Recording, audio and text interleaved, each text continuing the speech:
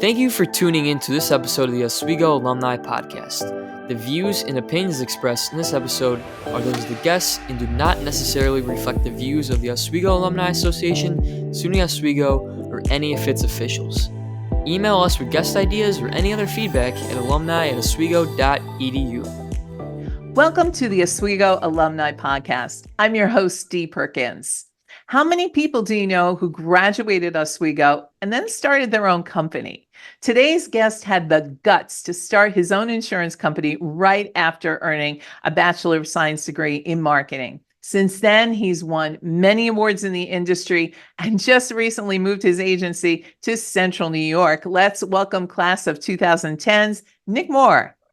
Hey, Nick. So you're in front of a rainy Syracuse day, are you not? Yes, welcome back to New York, right? After a heat wave, we now have temperatures in the 50s. Welcome to Syracuse. So let's start with your origin story. How did you come to choose Oswego as your college after high school? Wonderful question. Four of my mother's brothers, so four of my uncles all went to Oswego. I was the first generation college student on my father's side, first ever, male to go to college on my father's side. I had all the examples on my mom's side. So, and they always talked about their passion for Oswego and how much they got out of their experience there. And it was, I visited a few schools when I went to Oswego. It just felt like I should be there, and the rest was history. Oh my God, with all that family pressure, did you even really consider anywhere else? No, it made sense to go to Oswego, right? Good track record. Were there any did you walk in the door thinking I'm going to be an entrepreneur? I think my whole life I always knew that, like, I watched my dad work for Kodak, and I'm not knocking having a 9-to-5, but I know he could have been a lot more, but he chose security. And then one day they shut the doors down when he's 50 years old, too late in his life to really start that new chapter. And then at the same time, I didn't want that to happen to me. He thought he chose the safe, secure route, and it didn't end up being the safe and secure route. And what I realized, if you're going to bet on a big corporation or bet on yourself, what's a safer bet? And I decided to pick myself. When you were at Oswego, were there any courses that kind of laid out the plan for how to start your own business? So I guess I didn't necessarily know what I would want to start my business in. I just know that I wanted an opportunity. So I actually chose to learn more skills of marketing and the sales and more of like the generic skills that the business degree can provide. So some accounting, some marketing, sales. I mean, every little nuance, because when you're an entrepreneur, I mean, you're not going to be the one doing your own books, right? You need to know how to inspect certain systems. So I chose more of a generic business degree that had me learn a little about a lot, so that allows me to carry conversations with any department and any company. And it was actually the best prereq degree I could have gotten, because I learned how to sell myself and how to understand niche markets and demographics and products. And Professor Atu ran a lot of my marketing courses. I loved him to death. He was very hands-on, just a great professor, and he's still there, mentoring the next generation of Oswegonians, and just loved everything about it, really. So knowing what I know about you, I'm wondering also, you must have been very busy taking all the classes, but any extracurriculars that also kind of fired you up? Yeah, I mean, realistically, just a lot of, I've been active in sports, but for the extracurriculars, I was involved with a couple of the marketing teams that Professor put together back in the day. One of the leadership seminars that they offered. My internship experience wasn't as extravagant. I did a small one with another finance company, but really I transferred in with 2.5 years to go. Because again, I came from pretty humble beginnings. So like having all the money to go to a 4-year wasn't really in my repertoire. So I had a limited time.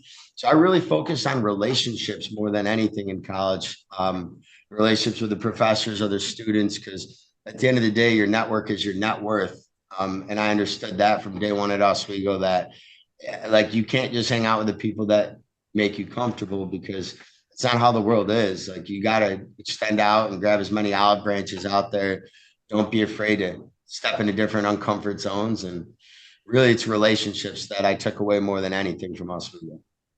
So most people that graduate, and I can imagine you, it's like a cliff.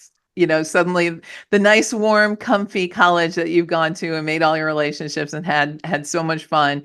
You're standing now on the cliff after you graduate going, okay, what comes next? How did you start your life's work? So great question. I mean, one, I didn't wait. A lot of folks I feel like kind of dragged their feet a little bit. And I didn't at all. So I was pursuing looking for an opportunity. I was going to originally, a buddy of mine was a day trader down in the city.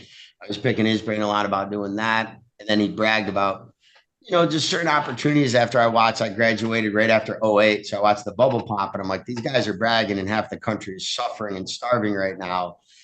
Oh, what else is out there? And then a company like this, my buddy's father was the president of a union, and he said, "Hey, have you ever thought about, taking your white collar passion and helping out the blue collar world?" And I was literally going to a Syracuse game a month and a half before graduation, and he's like, "Why don't you interview with this company?" And I didn't want to wait. I was living the dream at Oswego, loving my social experience, but I was at that stage in my life where I'm like, I don't want to wait any longer. And I always regretted having the attitude of C's got degrees.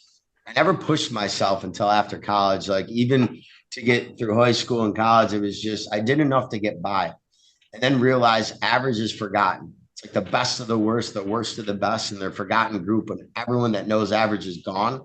Average never lived. That's a poem I just stated, but and I read that and it hit me, and I'm like, I'm sick of being sick of. So when I finally had a chance to get a career out of school, I mean, Oswego prepared me, and I just was ready to start running. And when you do that, you realize you quickly don't have competition because most people are walking. I do believe life's a marathon, not a sprint, but you can sprint through a marathon. So you start out, it's an insurance company. I imagine they give you a territory? So yeah, I started. It's a global life subsidy. So it's but we specialize in a niche union market. So yeah, and I started right out of actually, ironically, my territory. I chose Oswego. So I worked with the nuclear plants, Hudamaki and Fulton, the boiler works. So all the biggest unions within a 45-mile radius of Syracuse in the northern tier was what I chose. Yeah, that was it. I got blessed to be hired. They provided me with my union resources, my training, and a good career path, and the rest was history. So you start out a solo entrepreneur, a solo person who's running his own business. What makes you decide, okay, I want to branch out and actually own a business and have other people work for me? So, well, number one, at first I didn't. I just liked being a little bit selfish. But then they started using me as a peer mentor, and I didn't realize I was already training. And after about 6 months of me always mentoring other peers, they're like, nothing changes besides you get a nice raise if you actually take a training contract. Because at first I just really believed in sharpening my axe and feeling more adequate. But the problem is that everyone makes is we always want to wait and think our depth perception of our goals is further than it really is. So really what inspired me the most, a friend of mine got promoted, and I'm like, if he's going to do it, if they can do it, I can do it. And so spite was my first driver. And then after that, you realize you are way more prepared for the next opportunity that you want. You just got to jump. And so many people, they don't, because again, they think it's way harder to accomplish than what it really is. So I know that you actually moved back to Syracuse from Boston, but what's the connection between Oswego and Boston? How do you get to Boston?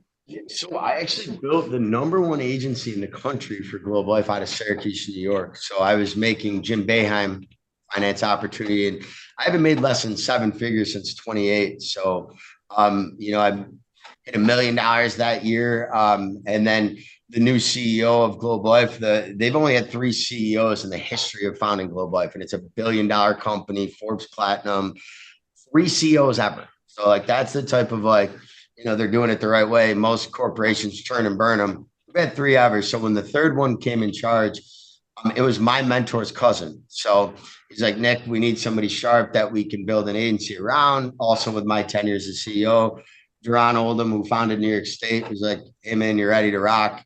You've accomplished the most you can possibly accomplish without being an owner. So he put my name in good light. They offered me 5 territories. It was Cincinnati, Nashville, St. Louis, Phoenix, and then Marlboro, Mass. And really, I'm a mama's boy. It was the closest one to my mother and father. If mom needed me in a heartbeat, I could be home back then in 4 hours on a fast drive, hour flight. My only decision. Luckily, I picked the most pro-union territory. The Northeast is incredible. New England's incredible. Fell in love with Boston, but it literally was only based off of what's closest to mom. That was it. Oh my God, your mom is listening to this right now going, thank you. But, you know what I mean? I did it for the right reason for mom, and God spoiled me in the territory I chose, I believe.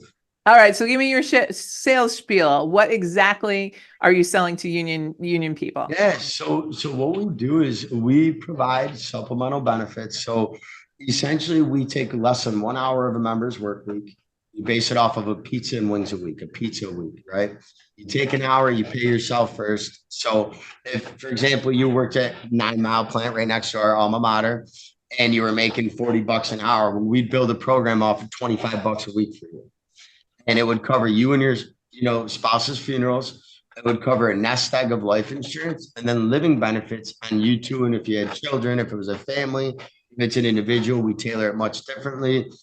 But it just pays you if you get hurt, prearranges a funeral, and gives you a nest egg to raise a family. And financial literacy is not taught to us.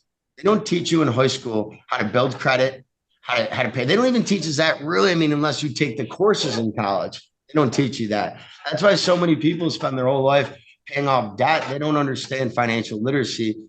I break the cycle of financial literacy in the backbone of this country. I make sure that generation after generation, they just got simple literacy and a simple program that is not tied to stock markets. It doesn't give them anxiety. They don't open their folder and it goes over their head. Ours is as simple as it comes. You have a certificate. You walk into any funeral home in the world, covers a funeral on the spot, right? It lasts forever and it's portable in any state. We pay you if you get hurt. So it eliminates the number one cause of bankruptcy is getting hurt, not when you're part of us. And then we provide you a nest egg. So again, you want to put your kids through Oswego when you got money to do that. That's awesome. So on LinkedIn, there's this amazing video that you won the SGA of the Year award. And my favorite part is they they made a joke of it. First, you're thinking that you're doing an interview, and then what happens is they open up the curtain behind you, and there are all these letters of thank yous. Tell us, what did that do to you when you saw those letters? Try. Like I'm an empath. I love people. I mean, I'm like, if you've ever seen the movie, The Green Mile, where John Coffey like sucks out problems. Like that's who I am with people. I feel obligated, just help somebody going through something. And that was wild. I mean, I did not expect that. They told me it was a simple interview in this little spot I picked out, and was it the southeast of Boston. And all of a sudden my mentors and people I've mentored, my spouse, mom, like all these people surprised me. And then they, like you said, opened the curtains, and it was just, hundreds and hundreds of folks throughout my life that, it's people, man. No one cares what we have. They care who you made an impact with along the way. You know what I mean? And at the end of the day, like no one's going to be on their deathbed. Like the Egyptians tried taking money with them, and how'd that work? They all got robbed. You can't take it with you. Your relationships is help you live on, right? You die when your name comes out of someone's mouth the last time. If they keep speaking your name, you live forever. So it's like, the older I've gotten, the more I've realized things don't matter, people do. Are the stories that were on that wall, are the ones that are most meaningful, the ones that started in Oswego when you were just starting out and all by yourself, or the newer stories when you were in Boston and kind of seeing how the people below you were doing and the pride you can take in that? Every chapter is beautiful, right? Like our tests in life are our testimonies, right? And things don't happen to us that happen for us. So like everything is supposed to happen when it happens and why it happens. And Oswego taught me to think bigger. I'm an upstate guy, lived in my little bubble of Syracuse, New York, and then I go to Oswego and start meeting people from everywhere, not just New York, the world. And so that was step one. Traveling with my friends from Oswego started to stretch my rubber band and help me think bigger. And then just I think the salt of the earth characters that you find that a place like Oswego attracts, they're just good people. You're really a lot of similar backgrounds, similar experiences, but different at the same time. And it's just you realize how many good people are out in the world, and Oswego attracts that culture that like, if you look at my company today, specifically the one I'm building in New York, I got 20% of my current team in the first year of me moving back are all Oswego alum, or from my high school, right? Or from my social networks. And it's just birds of a feather flock together, you know what I mean? And we're all cut from that same cloth. So I wouldn't say it's just one chapter, it's every chapter, and every chapter's made a difference, for sure. So 9 years in, you're building your company, you're in Boston, things are going great, and all of a sudden COVID hits. And you decide to buy a software company. Tell me a little bit about that. Well, one, it all comes down to relationships. So thank God I had great relationships. I mean, money was almost free during COVID. A lot of people were afraid to leave their houses, and I was, and I understand and respect it. But the thing I'm saying that is just because of the fears and the unknowns we all had. And what I realized was, wow, there's not a lot of competition in the world right now. And so I went to one of my mentors who believed in me, and he literally gave me $1 million cash to buy this company, because I told him the coolest part, guys, is I had to give $100,000 cash down. Well, he didn't even make me put down my own 100, which I was willing to, because he said, give me 10%. You don't have to put a dime in either. So he put up that, and I bought the software lead company because I was spending about 180 my first year, about 250 my second year on leads. And I'm like, it's got to be a better way to do this. So I bought a marketing company, then took every dime off of that. When COVID hit, we went virtual overnight in my industry. We went from 40,000 miles to 40,000 dials. So I always joke we traded miles for dials when COVID hit. And it just supported. It allowed me to support systems and the staff and the coders and engineers and programmers. And it allowed me to internally use my team to solve problems in my industry. Then I monetize those solutions within the industry. And I'm helping out these folks solve their problems. So they're loving it. And I'm an honest, good guy. Like I don't overcharge people for anything. I know it's something they need, and I want to be fair so that I have no competition, And so I started with the lead company, then decided to evolve that into, I built an AI staffing company, which my next step will be able to, and it doesn't cost the employees anything. It's all on the employers. But the AI bots work with the staffing, or work with the employers, they connect them. So all an employer does is pop on their Zoom and have a qualified applicant waiting for them on their Google Calendar when they wake up the next day. And the going rate for a staffing company is about a 10 to 20% salary. We charge $200 a final interview. Wow. And we've already siloed the technology, which siloing your AI means no one else can use it. So that's something we're big on. We spent the extra money to do that. Then I bought training modules when everybody had to work from home. I'm big on relationships. So when you lose that in a time period of tragedy that our company went through, really forced us to lose those relationships. I wanted to build something that kept us connected and close together when we lost the happenstance training. Where you just walk past somebody teaching someone and join that and learn. You lost that when things went virtual. So I rebuilt that through training modules.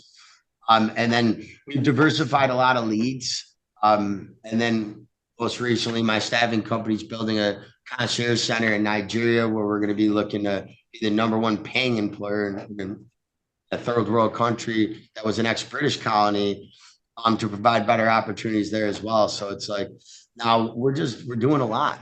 There's nothing outside of our realm. So the staffing company is completely different from the insurance company. we built it off this to have like assistants for $800 a month with English MBA degrees, which would be more than their bankers get paid there.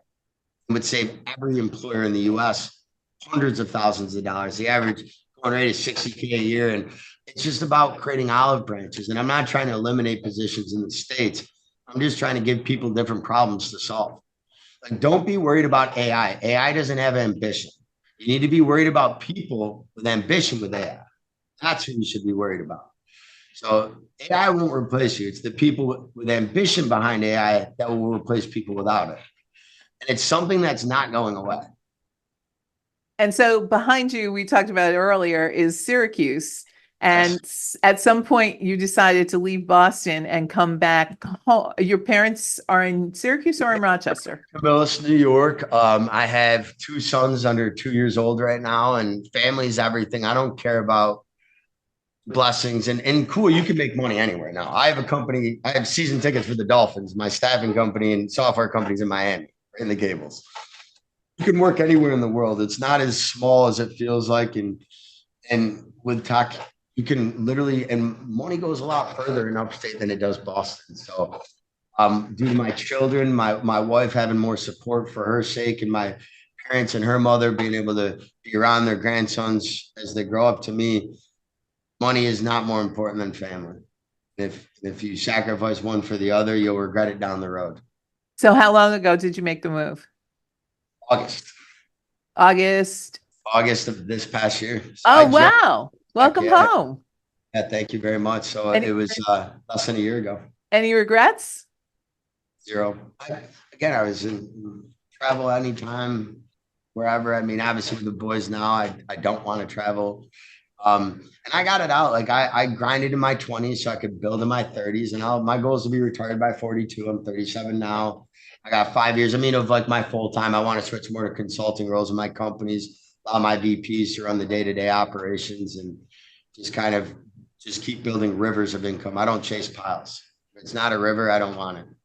So when you're not building companies, one of the things that you do is also you're involved with children and adults with special needs. What brought you to that area? So a few different things. My Uncle Phil, who's an alumni, really always spoke highly of how much he gives back to kids and children, being, just an administrative role, running schools. And we learned a lot. We have a lot of teachers in our family that kids don't get a lot. And then when I opened up my own company in Syracuse, like just running my own office, we used to bring kids with special needs in to do my uncle's BOCES program. And that's what first turned me on to it.